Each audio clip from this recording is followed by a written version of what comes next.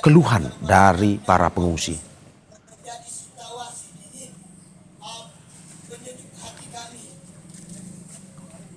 Dan untuk selanjutnya, saudara, kita akan bahas bersama Kepala Pusat Data Informasi dan Kebencanaan BNPB, Abdul Muhari. Pak Muhari, selamat pagi.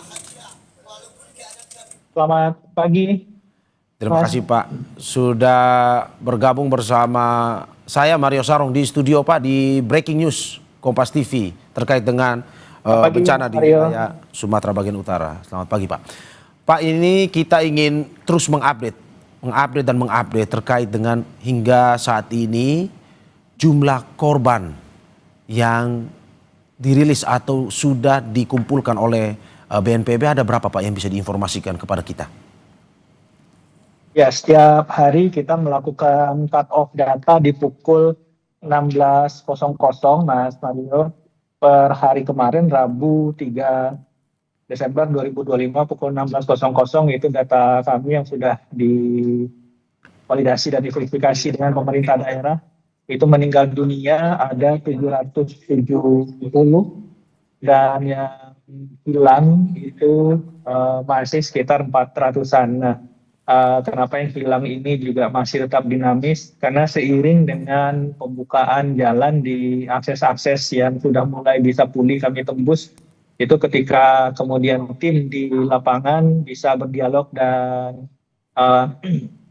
bertanya kepada masyarakat, berkomunikasi dengan masyarakat, kemudian bertambah lagi laporan-laporan tentang sanak keluarga yang belum diketahui. Nah, ini akan tetap terus kita update.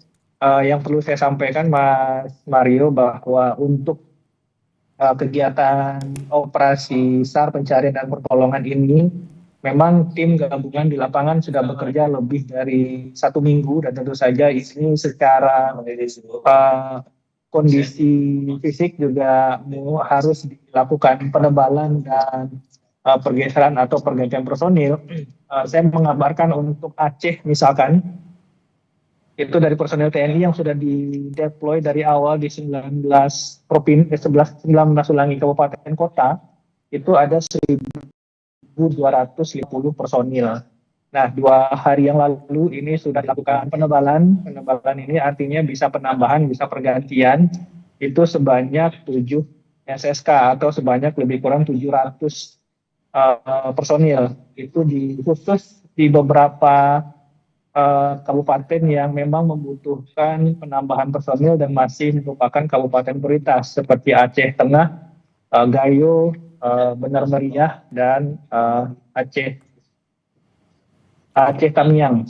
Nah, ini sudah dilakukan deployment personil supaya kita harapkan upaya-upaya pencarian ini meskipun sudah masuk pada minggu kedua, ini masih tetap optimal.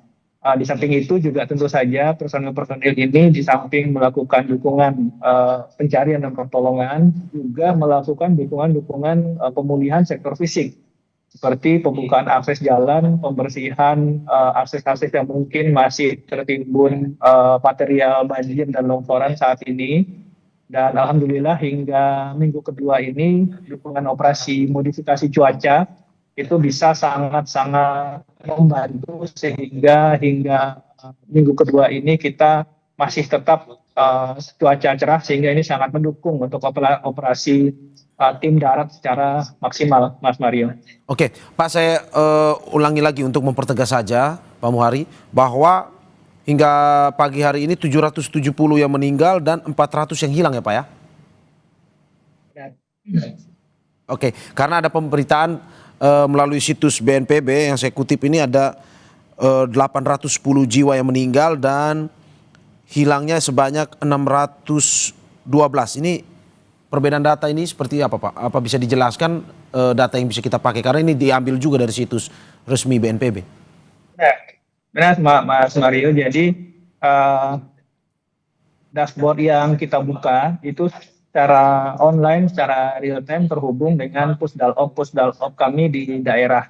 Tetapi setiap sore pada pukul 3 hingga pukul 4 itu kita melakukan cross check dan validasi data untuk menghindari duplikasi pencatatan. Nah, ada beberapa kali karena sistemnya dibuat secara langsung, jadi kontrol validasi data kemudian harus tetap kita lakukan secara manual, sehingga data yang resmi kami rilis adalah data yang kita sampaikan pada saat preskon setiap hari pukul 5 sore, Mas Mario. Oke. Nah, ini kemudian memang di data dashboard kita ini berjalan malam hingga pagi, dia akan dinamis lagi karena sudah menerima data dari Pusdalop BNPB di kabupaten kota. Tetapi tetap nanti fungsi kontrol datanya kita akan cross check lagi identitas, nama dan seterusnya untuk kita sampaikan secara